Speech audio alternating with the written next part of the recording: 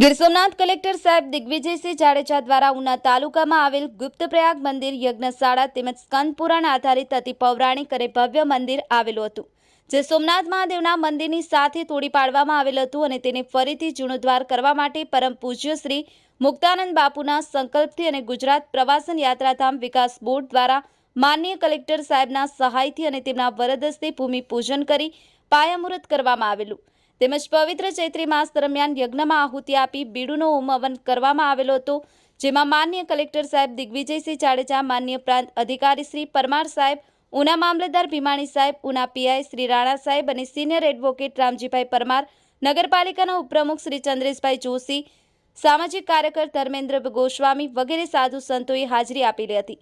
તેમજ ગીર સોમનાથ કલેક્ટર શ્રી દિગ્વિજયસિંહ જાડેજા સાહેબ સામાન્યમાં સામાન્ય અને બાળકો સાથે તેમજ વૃદ્ધો વડીલો સાથે ચર્ચા વિચારણા કરી તમામ લોકો સાથે શાંતિથી વાત કરી અને તમામ લોકોના મોબાઈલ ઉપર સેલ્ફી ક્લિક કરાવી આ એક અદ્ભુત વાત છે.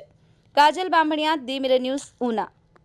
હાય, હું છું ક્રુઝિન સિંઘાનિયા. આપની આસપાસના સત્ય સમાચાર જાણવા માટે જોતા રહો ધી મિરર ન્યૂઝ અને હા, લાઈક અને સબસ્ક્રાઇબ કરવાનું ભૂલતા નહીં. Thank you.